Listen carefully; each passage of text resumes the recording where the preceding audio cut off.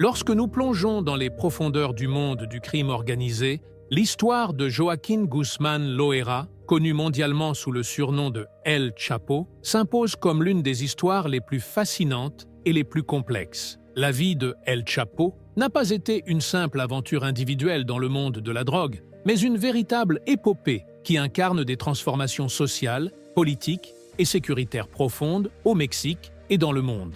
D'un village simple de l'État de Sinaloa jusqu'au sommet du monde du crime, El Chapo s'est élevé grâce à un défi rare et a bâti un empire immense qui s'est développé au fil de décennies marqué par la violence et la corruption. Il a exercé une influence directe sur la politique, l'économie et même sur les relations internationales entre le Mexique et les États-Unis. Toutefois, derrière cette puissance et cette richesse se cache un réseau complexe de conflits, d'arrestations, d'évasions légendaires et de guerres interminables entre les cartels. Dans cette vidéo, nous naviguerons ensemble à travers la vie de l'homme que les autorités américaines ont décrit comme le trafiquant de drogue le plus puissant au monde. Nous suivrons son enfance, ses débuts, son ascension, ses arrestations, son procès, ainsi que l'héritage qu'il a laissé derrière lui. Était-il simplement un criminel ordinaire ou représente-t-il un phénomène profond reflétant les défis des sociétés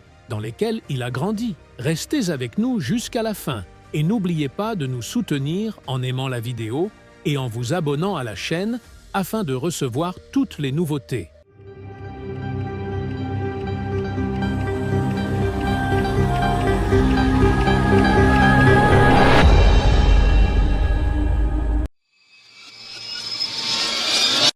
Lorsque l'on plonge dans les profondeurs du monde du crime organisé, l'histoire de Joaquín Guzmán Loera, connu mondialement sous le surnom de El Chapo, s'impose comme l'une des histoires les plus fascinantes et les plus complexes. La vie de El Chapo n'a pas été une simple aventure individuelle dans le monde de la drogue, mais une véritable épopée qui incarne des transformations sociales, politiques et sécuritaires profondes au Mexique et dans le monde entier. D'un village modeste de l'État de Sinaloa jusqu'au sommet du monde du crime, El Chapo est parvenu à s'élever grâce à une détermination rare, bâtissant un empire colossal qui s'est développé au fil de décennies marqué par la violence et la corruption. Il a exercé une influence directe sur la politique, l'économie et même sur les relations internationales entre le Mexique et les États-Unis. Toutefois, derrière cette puissance et cette richesse se cache un réseau complexe de conflits, d'arrestations,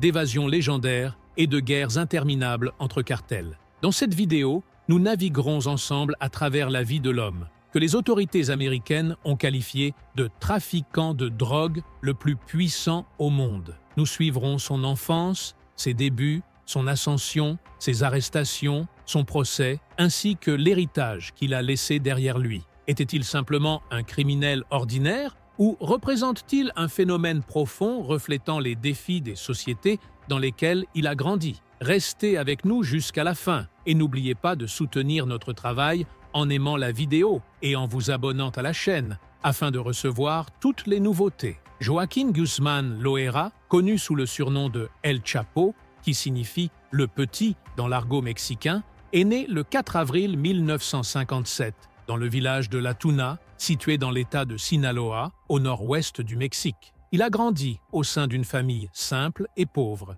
qui dépendait de l'agriculture et de l'élevage pour assurer sa subsistance. Son père était impliqué dans la culture du pavot à opium, ce qui l'a plongé dès son plus jeune âge dans un environnement dur, saturé de conflits sociaux et économiques. Son enfance n'a pas été exempte de souffrances au sein de la famille, puisqu'il a subi des mauvais traitements, notamment de la part de son père, ce qui a laissé une empreinte profonde dans la formation de sa personnalité et de son caractère. Dès son adolescence précoce, El Chapo ne fut pas un jeune homme ordinaire. À l'âge de 15 ans, il a commencé à participer avec ses cousins à la culture et à la vente de marijuana. Cette activité l'a conduit à une confrontation familiale violente qui s'est soldée par son expulsion du domicile familial, l'obligeant ainsi à aller vivre chez son grand-père. Au cours des années 1970, El Chapo est entré officiellement dans le monde du crime organisé lorsqu'il a rejoint le cartel de Guadalajara, une organisation criminelle dirigée par Miguel Ángel Félix Gallardo, surnommé le parrain ou le chef des chefs. C'est au sein de ce cartel qu'il a appris les bases du trafic de drogue et qu'il a démontré ses capacités, devenant rapidement l'un des piliers de l'organisation et le bras droit de Félix Gallardo dans la coordination des opérations de contrebande. Dans ce cadre, il a collaboré étroitement avec Héctor El Güero Palma Salazar. Ensemble, ils ont travaillé à la conception et à la planification des routes de trafic de drogue depuis les montagnes de la Sierra, à travers l'État de Sinaloa, jusqu'au marché américain, en utilisant des méthodes logistiques complexes et innovantes qui ont contribué à renforcer le flux de drogue et à ouvrir de nouvelles perspectives au cartel.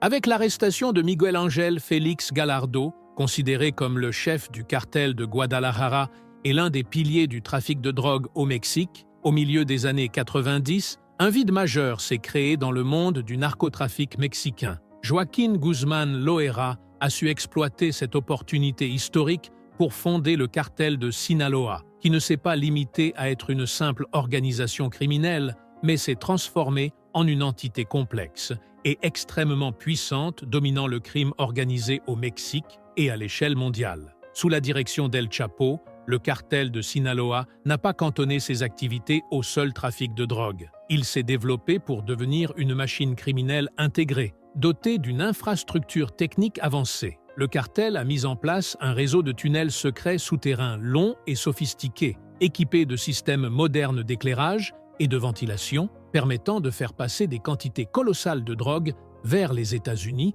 sans être détecté par les autorités pendant de longues périodes. Par ailleurs, le cartel a utilisé des méthodes de contrebande variées et hautement développées, notamment des avions légers volant à basse altitude, de petites embarcations maritimes, ainsi que des camions dissimulant la drogue sous des marchandises légales telles que des fruits et des légumes. Ces techniques ont rendu la détection et la surveillance par les forces de l'ordre extrêmement difficiles. Le succès d'El Chapo dans la gestion de cet empire criminel ne reposait pas uniquement sur les technologies avancées et les moyens sophistiqués employés, mais également sur un vaste réseau d'informateurs infiltrés au sein des forces de sécurité et de la police. À cela s'ajoutaient des relations solides avec des responsables politiques corrompus, offrant à El Chapo une protection quasi permanente contre l'arrestation et les poursuites judiciaires. Ce réseau complexe a rendu extrêmement difficile pour les autorités mexicaines et américaines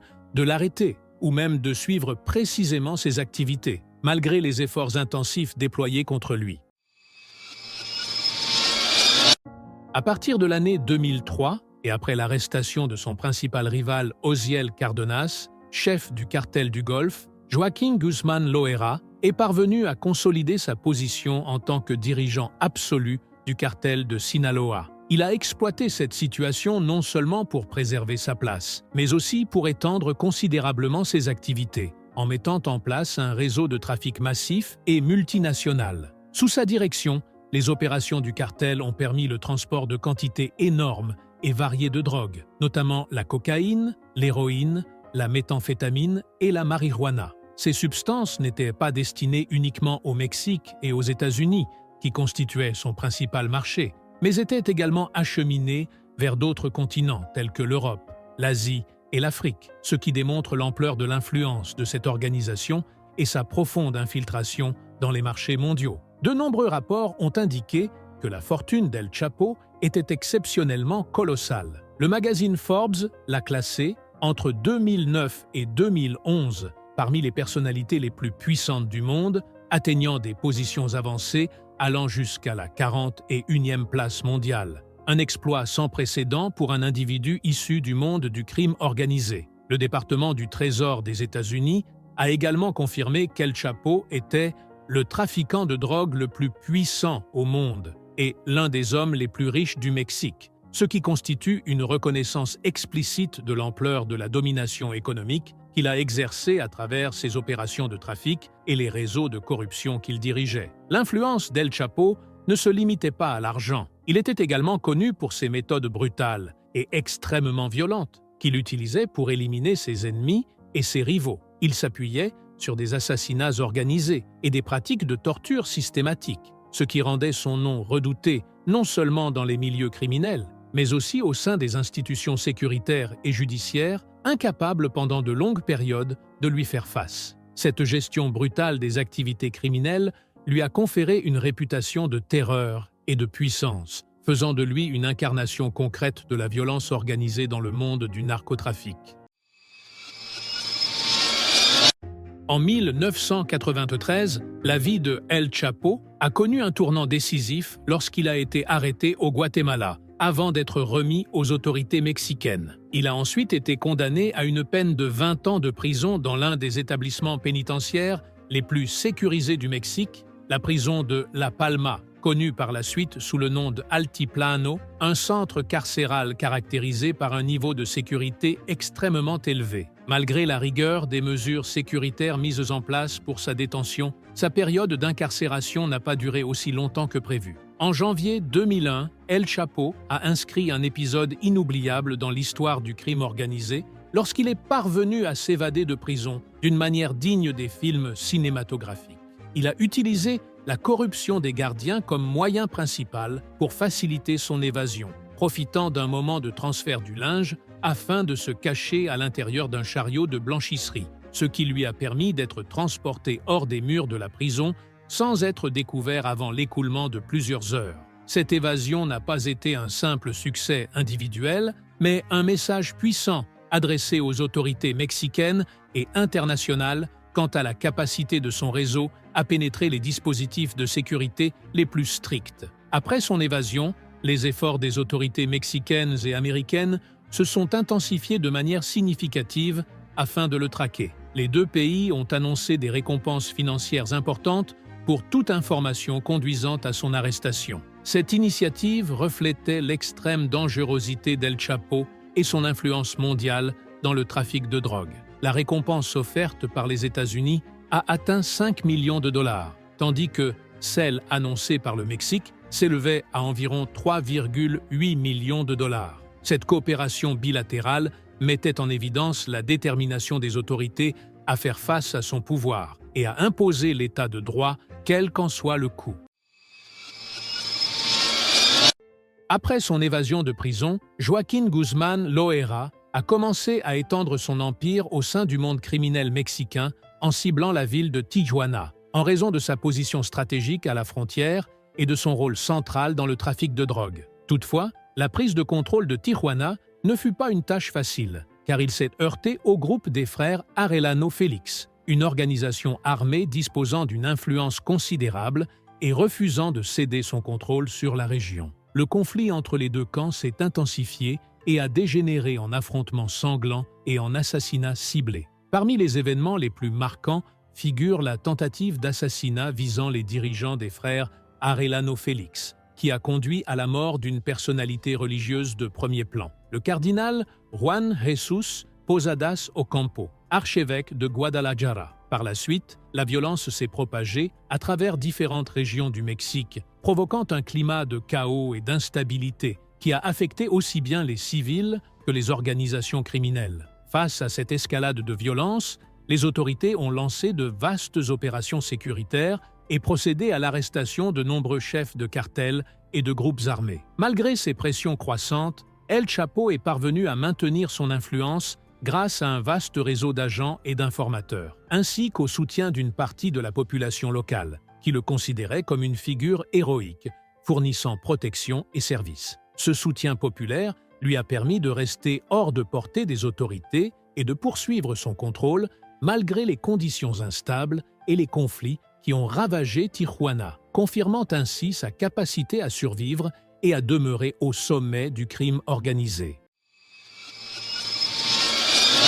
Le 22 février 2014, Joaquín Guzmán Loera a été arrêté pour la deuxième fois dans un appartement situé dans la ville de Mazatlán, dans l'État de Sinaloa, au Mexique. À la suite de cette opération sécuritaire visant l'un des criminels les plus recherchés au Mexique et dans le monde, El Chapo a été transféré dans une prison de haute sécurité, où il a été placé sous une surveillance renforcée dans le but d'empêcher toute tentative d'évasion. Cependant, le 11 juillet 2015, El Chapo a réussi à orchestrer une évasion spectaculaire et stupéfiante en utilisant un tunnel d'une longueur d'environ 1,5 km, creusé avec une précision extrême sous sa cellule. Ce tunnel était relié à une maison située à proximité de la prison, lui offrant une issue inattendue, loin des regards des forces de sécurité. Par cette évasion, il a exploité les failles des dispositifs de sécurité et la faiblesse de la surveillance au sein de l'établissement pénitentiaire, provoquant une onde de choc majeure au sein du gouvernement mexicain et des institutions chargées de la lutte contre le crime organisé. Cette évasion a suscité une vaste controverse et a replacé El Chapo au centre de l'actualité en tant que l'un des fugitifs les plus dangereux au monde. Elle a conduit les autorités à lancer une campagne de recherche massive afin de le capturer à nouveau, mettant en évidence la fragilité du système de sécurité face à l'ampleur de l'influence et du pouvoir dont il jouissait.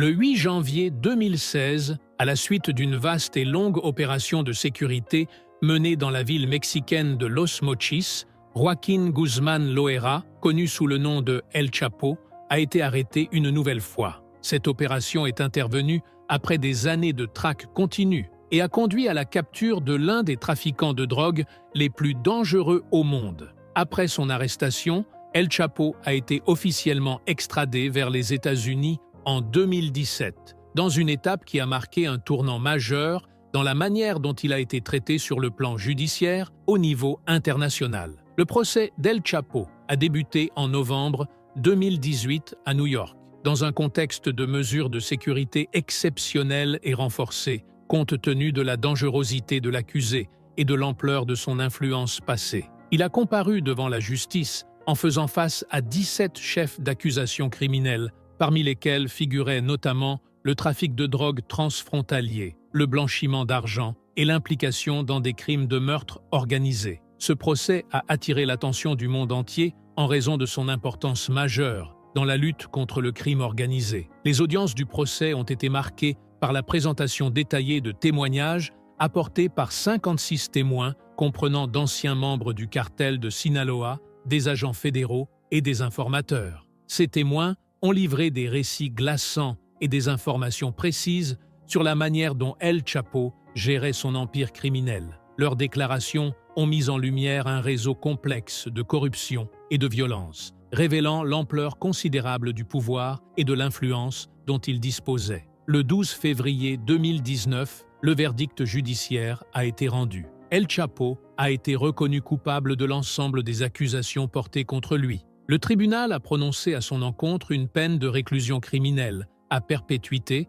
assortie de 30 années supplémentaires ainsi que la confiscation de ses biens, dont la valeur a été estimée à environ 12,6 milliards de dollars.